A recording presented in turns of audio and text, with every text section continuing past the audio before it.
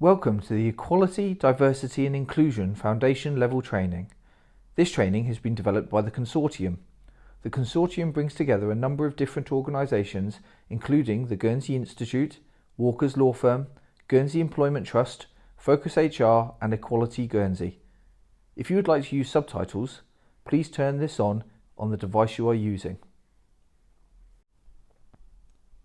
This is a foundation level course which aims to cover the general principles of equality, diversity and inclusion. Karen from Equality Guernsey will introduce the topic of equality, diversity and inclusion. And then Sarah from Walker's Law Firm will talk about unconscious bias. And Nikki from Guernsey Employment Trust covers inclusive language. This section is normally a one-day course, but today we're going to take a brief overlook so that we can reference it in relation to the new discrimination legislation. Firstly, we're going to start with equality and the difference with equity. So equality is about ensuring that every individual has an equal opportunity to make the most of their lives and talents. It is also the belief that no one should have a poorer life chance because of the way they were born, where they came from, what they believe, or whether they have a disability. Equality recognises that historically certain groups of people with protected characteristics, or what we call grounds, such as race, disability, sex, sexual orientation, have experienced discrimination. The term equity refers to fairness and justice. It is distinguished from equality. Whereas equality means providing the same to all, equity means recognising that we do not start from the same place and must acknowledge and make adjustments to these imbalances. Our later session on reasonable adjustments is session 5. In this slide, we show this pictorially. We start with equality. The assumption that everyone benefits from the same supports.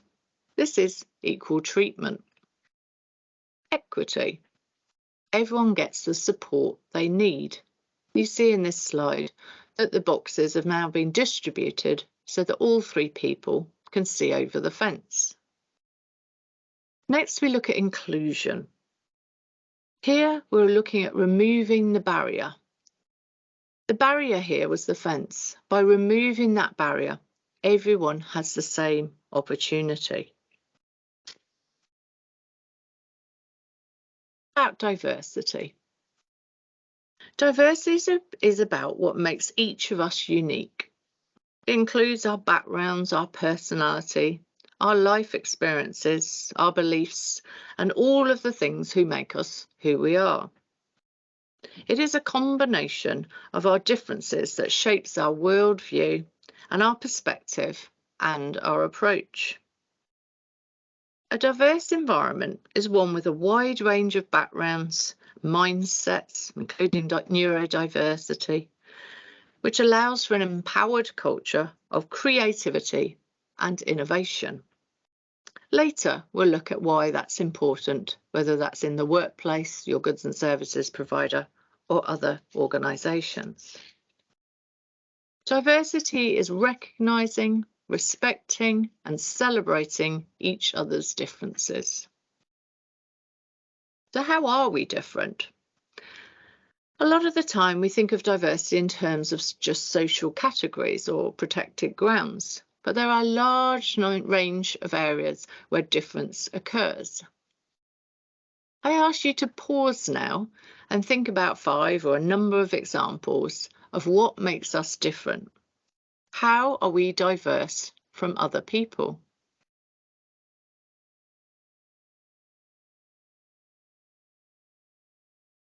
Did your list include some of these examples, or maybe some that aren't included here? This list isn't exhaustive. And maybe there's things on here that you think apply to Guernsey more than other locations. Maybe socioeconomic status, maybe where we went to school, maybe different viewpoints or where we came from, where we were born. All of these things are around how diverse we are and how that impacts on our thinking and inclusion. Next, we're going to play a video about lived experience of disability.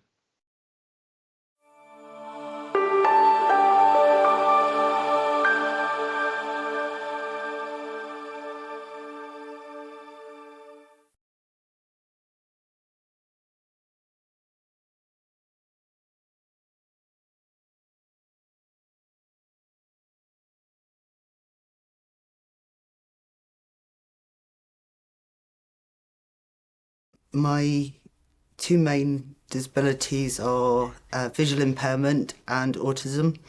I do also have some mental health issues. It takes a lot of figuring out at all points during my day because I'm having to draw in sound and touch and smell to figure out what's going on around me and what I need to do and do things differently. So if post arrives or I'm using a computer, it's doing things in different ways, but it's also quite an intensive and time-consuming way of working. Autism affects communication, sensory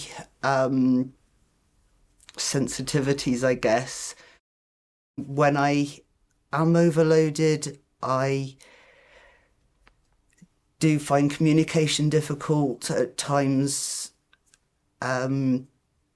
Figuring out how to do anything gets complicated. So I do need downtime, sometimes increased processing time. Other times I'm absolutely on the ball and really sharp. So it's very variable, but I have to be mindful.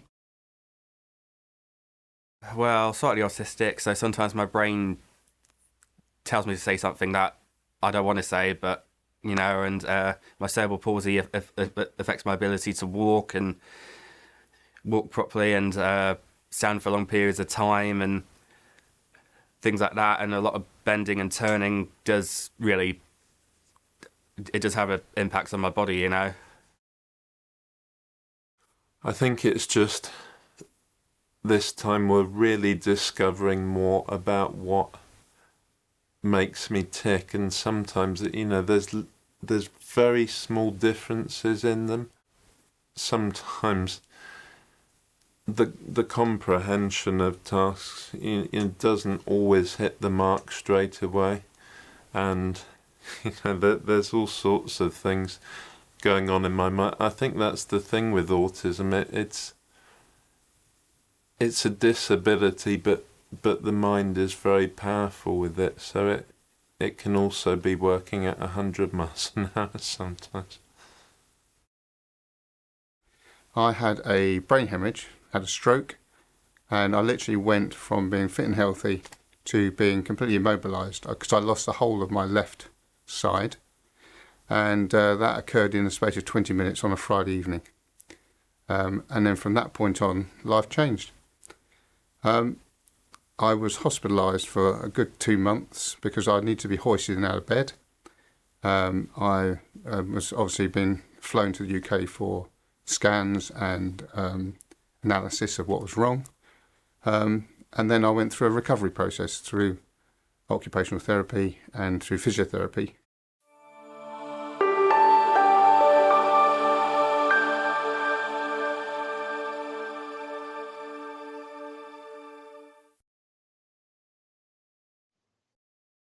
Over the course of our sessions, there'll be a number of lived experience and case studies that hopefully bring to life the work that we've been doing around the new discrimination ordinance. Diversity in Guernsey. When we look at diversity, we look at a number of things that we mentioned before. So let's just take a brief look at some of the sources of the data that supports that. Maybe some of these numbers will be a surprise. Also, some of these are quite old and we expect some of these numbers to have moved. The links are in the slide and also referenced at the end of the deck. So please, if you wish to research these further, take a click on the source guide. So first of all, we have 18% of young people identify as LGBTQ+. This was a source from the Young People's Survey. This took place in 2016. So again, we probably expect this figure to be higher. People who have 1 in 4 people have experienced a mental health issue. This is not only a global figure and UK one, but also is shown again in our wellbeing survey that took place in 2018.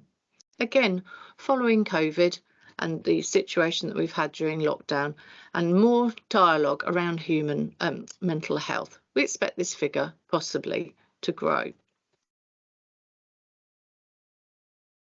The next statistic that is always a surprise to people is that over 13,500 people have a disability or impairment, and more than 4,000 are carers. Again, these figures are on the rise due to an ageing population and also the number of people needing to care for people as they age, also with a disability. This figure is very similar to that in the UK and globally, which is generally between 20 and 25%. What other figures do we have, or how else can we talk about the diversity in the community?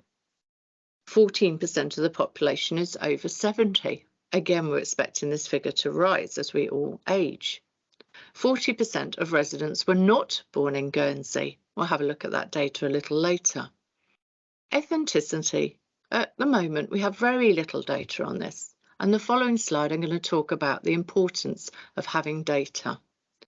A number of these statistics are taken from the States of Guernsey Facts and Figures booklet. It's just been produced for 2022. You can find this on gov.gg/FF, or again, the hyperlink within our slides. Data on diversity matters. Why? How do we know how we're doing? How can we measure if we're moving forward, if we're progressing? How do we understand how diverse Guernsey is if we don't have data? This is important for us to get a picture of where we are now, where we're going, and what we need to do to support diversity and inclusion. For example, we may want to think about how we produce things in different languages. We may also want to think about how we integrate people from different countries, how we can support that moving forward. Again, this data is taken from the Facts and Figures booklet of the government, and the hyperlink is in the slide pack. We talked about equity, equality, diversity. What about inclusion? So although diversity and inclusion are interconnected, they are far from interchangeable. Diversity is about representation or the makeup of an entity. Inclusion is about how well the contributions, the presence and the perspectives of those different groups are valued and how they're integrated into the environment, whether that's a workplace, whether that's a club, a group, a charity, anything in which we partake in our community. It's about creating an environment where everyone feels welcome and valued. You'll notice the picture here of Rose, and I always think of this when we talk about diversity and inclusion. And earlier in the year, we had a visit from our Jersey counterpart who also added another element, which is called belonging. I'll take this quote and apply that. Diversity is being invited to the party. Inclusion is being asked to dance. Kate Wright from Jersey adds another one called belonging, and that's about choosing the music. If we're involved, if we're included, if we belong, those contributions are important to every part of our well-being and society. But how inclusive are we? We all like to think of ourselves as inclusive, easygoing, non-prejudiced. If this was a reality, there would be no discrimination. So why do we exclude people? Later, Sarah's going to spend some time on unconscious bias, why that's important, and how we can be more aware of our biases and manage them. Some of the reasons that we maybe exclude people without meaning to is power, social status, prejudices that we have. As we've said before, If diversity is best achieved when people of all backgrounds feel a sense of belonging and are included, it is better for our workplace, better for the community. We're going to take a look at the video that maybe helps us distinguish that. After you've watched the video, I ask you to pause for a moment and think about any biases you may have observed while watching the video.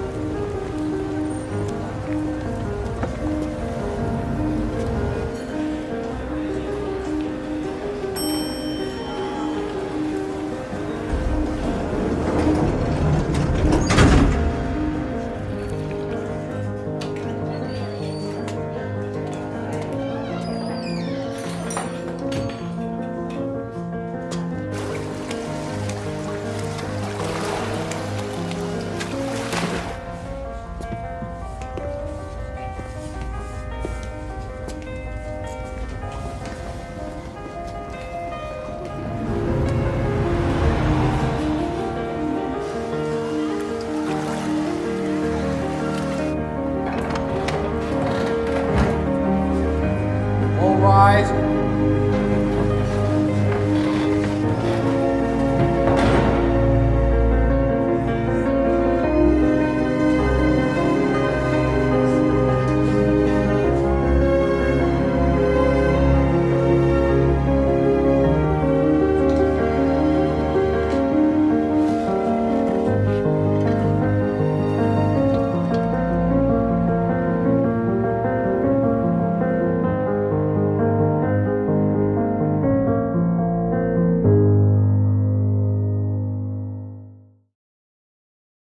Did the video have an impact on you?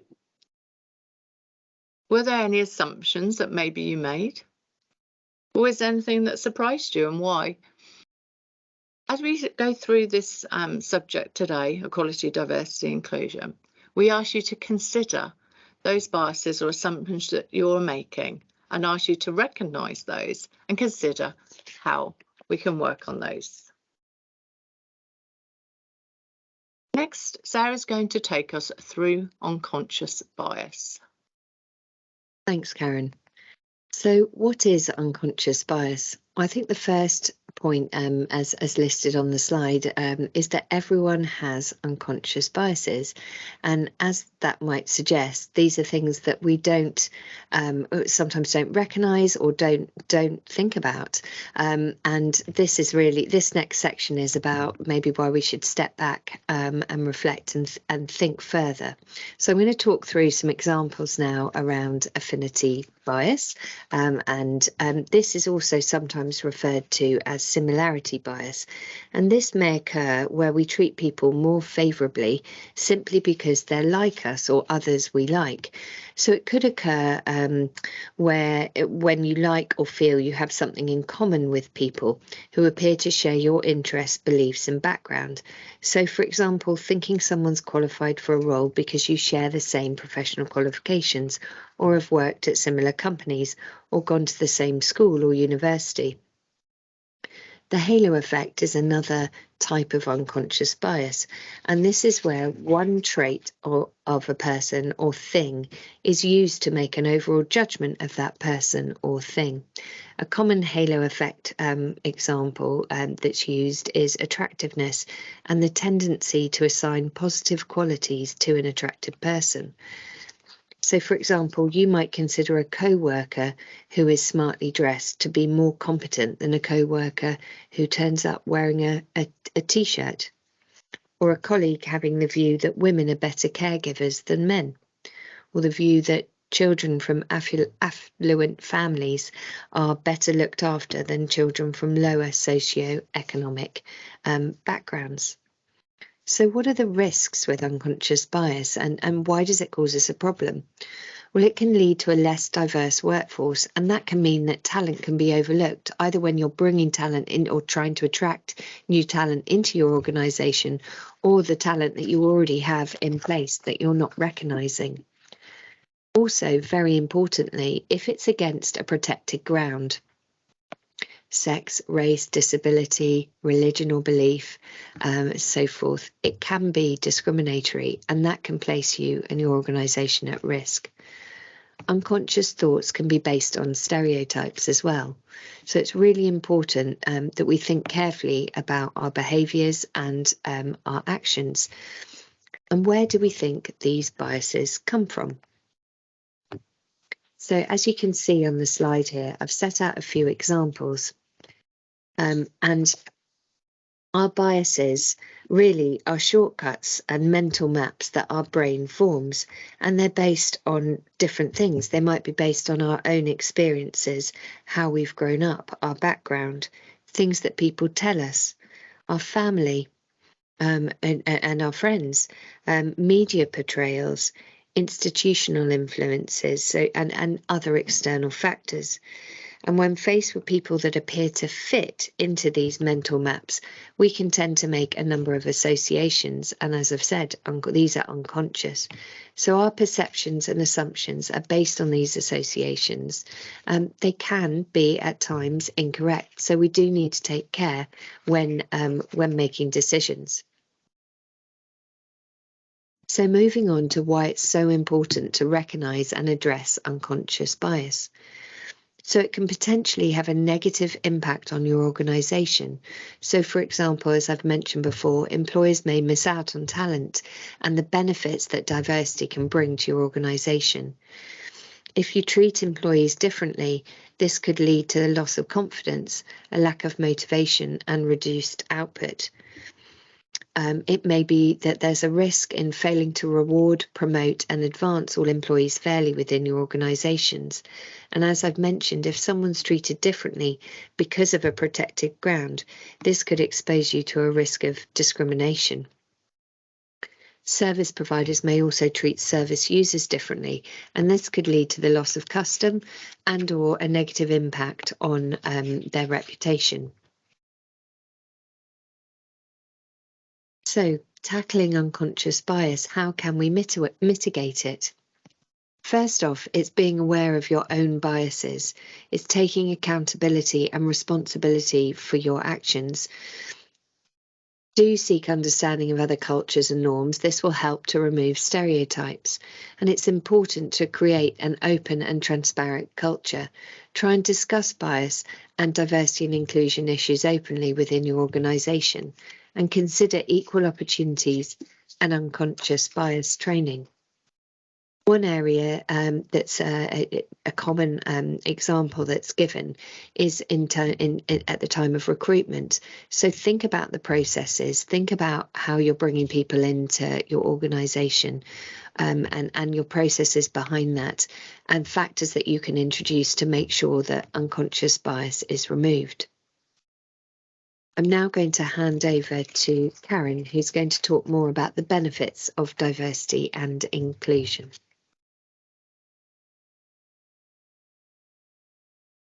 I've taken a number of slides and research links for this, because there's a lot of material on this, but today we're just giving you an overview. I felt this was a good place to start.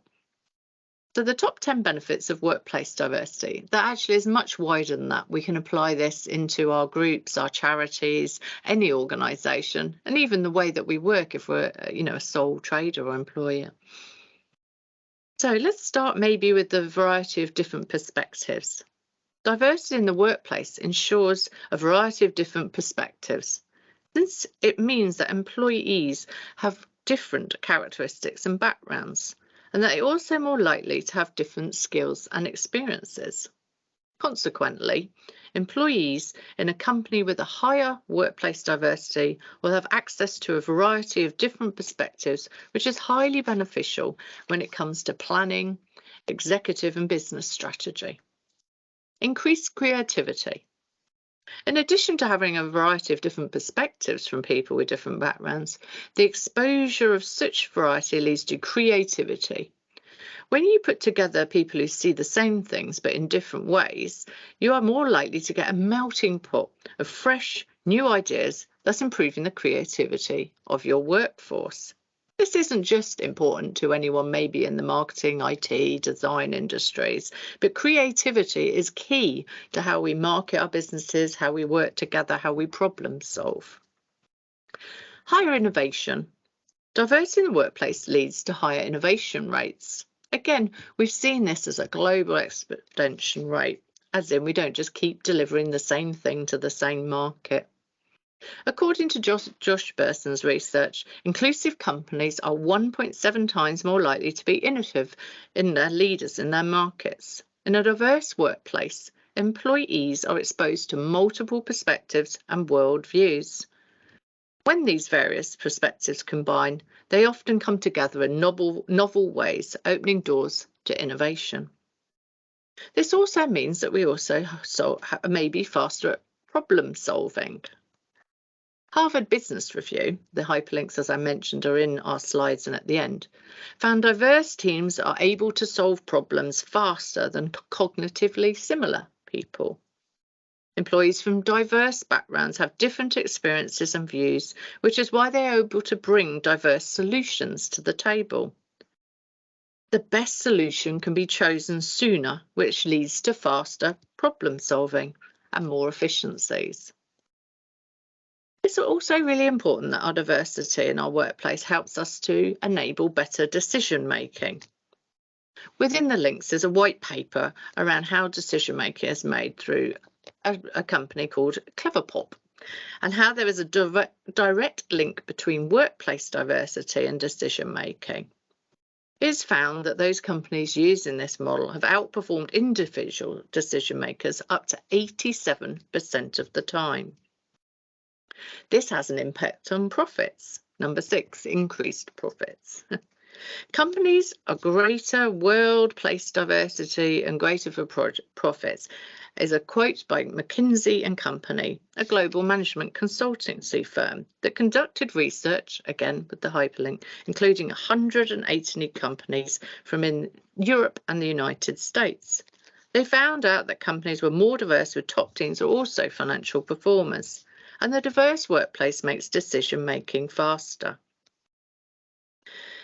Let's move into higher employee engagement. Certainly within Guernsey, we're having issues within recruiting. So engagement, retention, all of these things are key to ensuring that we're able to deliver on our strategy. And again, that's not just within the workplace, but whether we are another group, a charity, organisation, or delivering goods and services.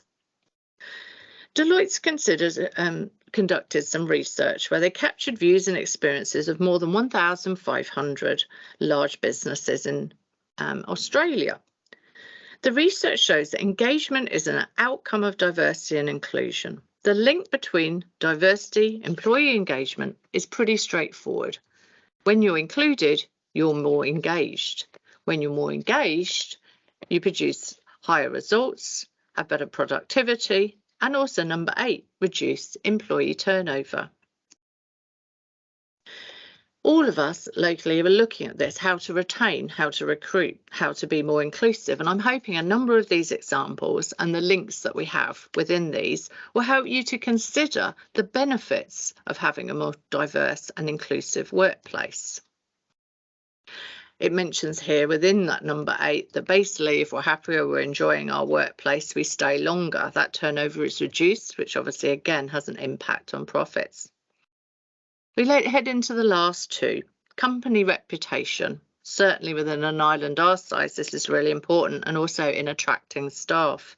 If we're seen as a good company, a place where humans are included and involved and where we're socially responsible, those are organisations and their reputation will speak for themselves. Number 10, improving hiring results. Hopefully you can see as we've worked through all of these that that's the bottom line, that all of these things tie together. Diversity in the workplace or within your group is boosted by the brand, is boosted by the desirable place to work, it's boosted by better retention. It's about attracting top talent. The last survey that we looked at is Glassdoor. 67% of job seekers said a diverse workplace was important when considering a job offer.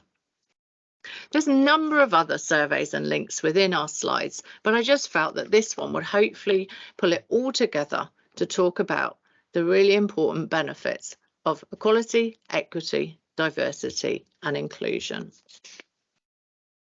Our next video talks locally about the benefits of an inclusive business.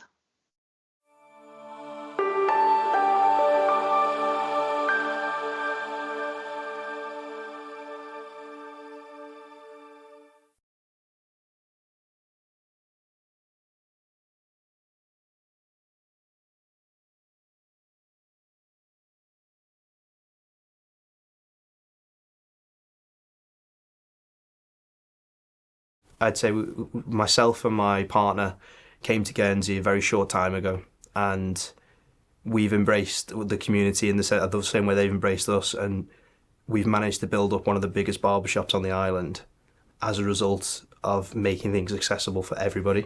And it's got us further than we ever imagined or dreamed of.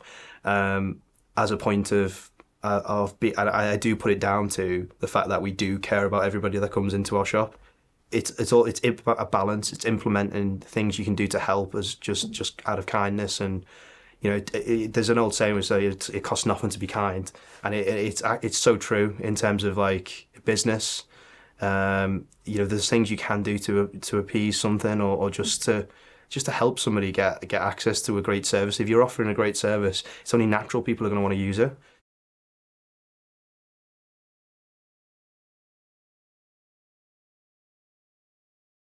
I look forward to going.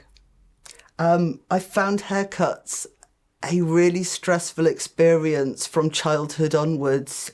You have to explain what you want. Are they going to match what they do to your hair with what you're trying to ask them to do?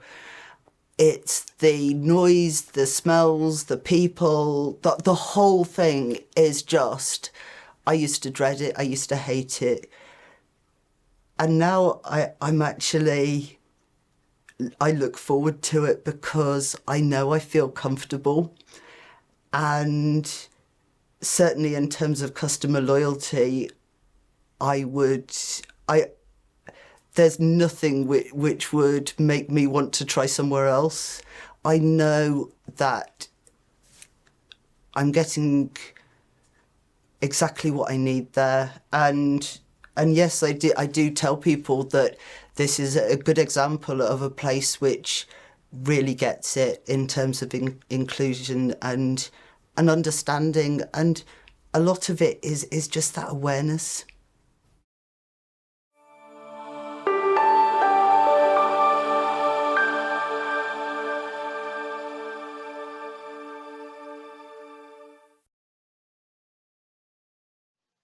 Hello, my name's Nikki. I work for Guernsey Employment Trust, and we are a charity that supports disabled and disadvantaged people to prepare for work, find work, and maintain work. I'm going to talk to you today about inclusive language for disabled people, and then I will introduce a really good video that explains inclusive language for LGBTQ+ people. So let's look at inclusive language for disability. We generally find that people want to use language that accurately describes disability, and we work with many advocates for diversity and inclusion in the workplace. But people are worried about getting it wrong. And that's important because inappropriate language can reinforce negative stereotypes. So we do need to be mindful about the language that we use. But the key point is that everybody is an individual. Everybody has different preferences. Just because one person with autism likes to do tasks in a particular way and is happy to use the label autism to describe their impairments, it doesn't mean that somebody else on the autistic spectrum is happy to carry out tasks in exactly the same way or is even happy to use the label autism. When you've met one person with autism, you've met one person with autism. I think the key thing is to remember, don't assume that you know what people want. Have the conversation and ask them what their preferences are with regards to language. When you're speaking in public, or doing some writing, it's important that you do your research first to make sure that you're using current terminology and nothing that would be deemed nowadays as inappropriate or offensive. And I actually have a really good example of this, because a couple of days ago, when the Consortium were getting ready to deliver a training session, there was a word in there that we weren't sure about as to whether it was something that was currently acceptable. So we reached out to the relevant charity that represented that group to just check with them. And we were advised that a phrase that we were planning on using was no longer acceptable in that community. So we changed our wording accordingly. Commonly accepted terminology includes disabled people, or people or a person with a visual impairment, or a sensory impairment, or a cognitive impairment, or a wheelchair user.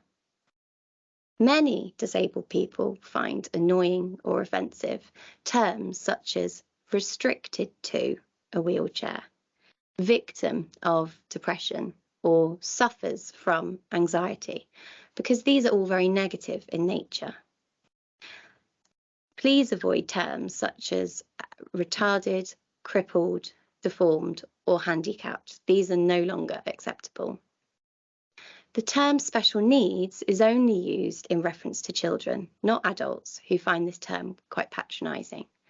But again, if you're not sure, have the conversation and ask people their preference. We're all human, we all make mistakes, and don't let fear of getting it wrong putting you off having that conversation or providing an opportunity to a disabled person. Everyday expressions and common phrases are fine, and don't feel frustrated with yourself if you use a common expression inaccurately. So for example, if you said see you later or walk that way to somebody with an impairment who can't do this, don't let it put you off still having another conversation. The likelihood is the other person will probably be laughing with you, maybe even at you, but just make sure that you correct yourself the next time. Before you help someone, make sure you ask them if they would like your help. And it is good to ask somebody if they would like help. Somebody to you might appear that they're struggling or doing something in a very awkward way, but that might be their way of achieving a task independently. If you do know someone, then you might be able to pick up on cues that they're struggling. So do offer help, but just don't be offended if the other person says they'd prefer to do it on their own. Some people have a tendency to talk louder and slower to disabled people. A person with cerebral palsy, for example, might be a wheelchair user. They might have uncontrolled upper body movements. They might have difficulties with their speech. But it doesn't therefore mean that they have a hearing impairment or a cognitive impairment. So speak to people normally. And you're probably wondering why am I even saying this, but we do see it ourselves. So speak to people like they're adults, as you would do to anyone of a similar age or in a similar role. Never speak to a disabled adult as if they were a child. If you know that someone is hard of hearing or deaf, it is okay to raise your voice slightly so that they can hear you. But don't over-enunciate and don't cover your mouth, because that person might be lip reading. At Guernsey Employment Trust, we often provide support workers in the workplace, and this is a really valuable, reasonable adjustment to allow somebody to settle into the workplace and with their colleagues. And we'll go into this further in session 5. But what's important to remember is that you focus your interaction on your new employee. That's who you're supposed to be communicating with. It's not to say that you ignore the job coach or the interpreter or the support worker, and there might be times that you need to have a conversation with them, but focus your interaction on the person that you're supposed to be communicating with. And I guess another key sort of takeaway point for me is if you're interacting with a wheelchair user, don't lean on their wheelchair. That's their personal space. And make sure that you don't move people's assistive equipment, because that's their piece of kit and it needs to be accessible to them. Moving on to the next slide. The States of Guernsey have produced a really fantastic resource in conjunction with a UK company called Access Able. The training is online and it provides you with local stats, information about hidden disabilities. But importantly, this new training also includes video interviews providing lived experience from disabled people. Now, training has been around locally for a few years now, but a new version is about to be launched in November 2022. A link for this will be included in your slide pack, and the training will be uploaded to the Consortium website under the resources section. So we would highly recommend you do this. I am now going to introduce you to Ollie Davies from Liberate, who is going to talk through inclusive language for LGBTQ+ people.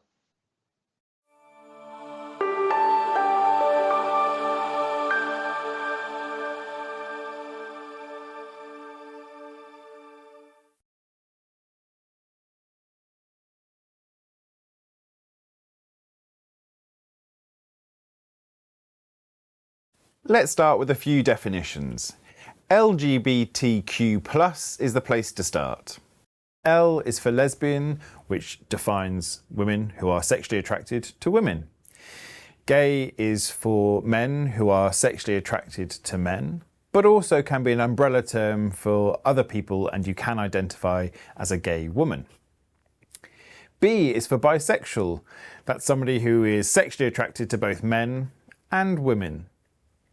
T is for transgender or trans. A trans person is somebody who is moving away from the gender that they were assigned at birth. Q is for queer. This is an umbrella term that many people now adopt, although for people of my age, it can often be a word that is troubling because of how it was used historically. Now we are moving to a point where we are celebrating queer culture and queer identity. And the plus is a really easy way of not having to remember the rest of the letters. But we will look at a few of them now. So people can identify as pansexual, and that is somebody who is sexually attracted to somebody regardless of the gender that they were assigned at birth or how they present now. We also have A for asexual, and an asexual person who is somebody that doesn't have a sexual preference. This isn't a choice not to have any sexual relationships. This is not having a preference and not having any real desire. Words and definitions are evolving all the time, and it's really important to keep up to date with inclusive language. Some people often ask, why do we need so many labels? Why do we need to be defined in such different ways? And whilst we can hope to live in a utopian future where these labels aren't necessary, it is important for us to be able to find our tribe and find our community and feel safe and accepted, especially in the workplace. It's important to remember that coming out isn't a one-time only event. You don't just come out as a teenager and then never have to declare it again. It can be a daily, weekly, monthly, yearly thing that has to be said repeatedly. Coming out can feel vulnerable. It can be risky for you to say this and not always know the kind of response you're going to be getting. It's important, especially in organisations, that we build a culture where this coming out feels safe and there is no risk. Forcing people to have to declare their sexuality on a daily basis can be very vulnerable. Asking what your wife does without necessarily knowing that the person is married to a woman may make that person feel quite vulnerable. As a gay man, I often get referred to as a wife on a form. Now these things are small, they may feel insignificant, but for people in the LGBT+ community, having to live in a heteronormative world can make you feel very vulnerable. Whilst things are definitely improving, there is a lot of room for things to still get better. It's important when you think about paperwork in your organisation, forms that people are filling in, that these are as inclusive as possible to make sure that people don't have to feel that they're in a position where they have to come out regularly. It's best practice when thinking about supporting the LGBT+ community within the workplace that you definitely focus on the use of pronouns. making sure that you use the correct pronoun that an employee wants, he, him, she, her, they, them, they, them, spelt with an X or a Z, is a really valuable way of making them feel included and safe within your organisation. On Ireland, Liberate is the LGBT+ charity that can support you in all these matters. They have lots of information, advice and guidance to help support you further. If they don't know the answer to your question, they will work hard to make sure they can find you the information and signpost you to the relevant people.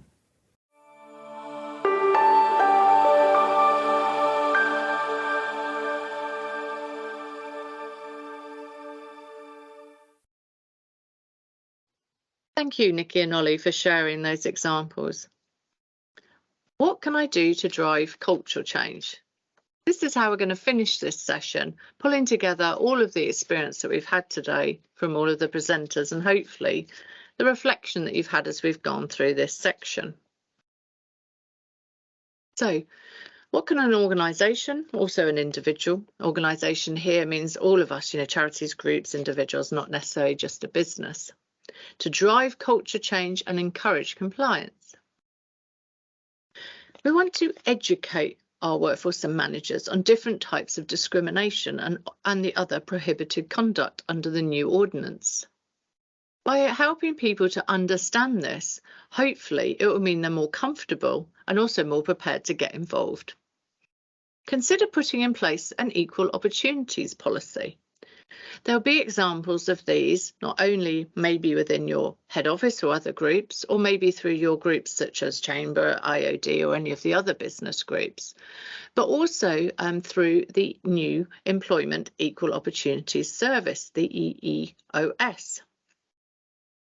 Take action if employees are not complying with relative policies or otherwise acting in an appropriate way. It's important for people to understand that behaviour is not okay. Building in support around this to ensure that people understand, are aware, there's training, there's management, is important. Helping them to understand the benefits of workplace diversity, which I covered earlier, will hopefully ensure that people understand why this is important and why we're driving the change. So what can you do as an individual to become a diversity and inclusion role model? Encourage that within your environment. Actively seek to create an inclusive culture, whatever group that is that you're in within the community. Whether that's a workplace, the clubs outside of work, charities, whatever is the work that you're doing in the community. Grow your knowledge and your network. We have a number of these sessions, they're a good start, but many other people offer further examples of what you can do around equality, diversity and inclusion. And as we've mentioned, there's a number of links and videos within these resources. Call out discrimination and harassment should you see it. It's important if we're a role model for it not to go unsaid. This is difficult, but it is a really important part of changing behaviour. Make reasonable adjustments where possible. In Guernsey, this is quite a new term for many, but as Nikki's already described from Guernsey Employment Trust and as Sarah's mentioned within session 5, there are lots of resources out there to encourage you to understand that, to drive that understanding and change. Use inclusive language as much as possible. We've given 2 examples today, but there are many others and many groups again that are available should you either struggle with this or want to ensure you're using the most up-to-date terminology. As Sarah talked about in unconscious bias, we ask you to be aware of your own biases and to support others. Throughout this presentation, I've mentioned where you can get more information. So starting at the beginning, we've talked about human rights. There's some good links within the Equality Guernsey website, equality.gg. There's a nice little work study and sort of training that you can do online within Stand Up for Human Rights. It talks a little bit more about that understanding what they are and what you can do. For local discrimination legislation, there's links with many of us ourselves, but also the states of Guernsey. The link is here within the presentation. The state of Guernsey has a number of different places where this information is stored, so I've included those on Signpost, which is the Disability and Carers website, and also the link not only to the legislation but to the myths. Here are also some of the links to our partners within the training: Guernsey Employment Trust, Walkers and Focus HR. Externally, there's lots of research that we've referenced, plus more. Here's just a couple of those locally and also within our charities and support groups.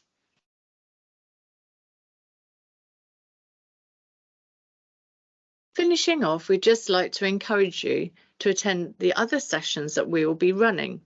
They don't necessarily need to be in the right order, but it is useful as they do link between each other to understand the introduction of new discrimination ordinance, employers' responsibilities, service providers' responsibilities, and accessibility and reasonable adjustment. Thank you for watching this training. Go to My Learning for more training on the ordinance.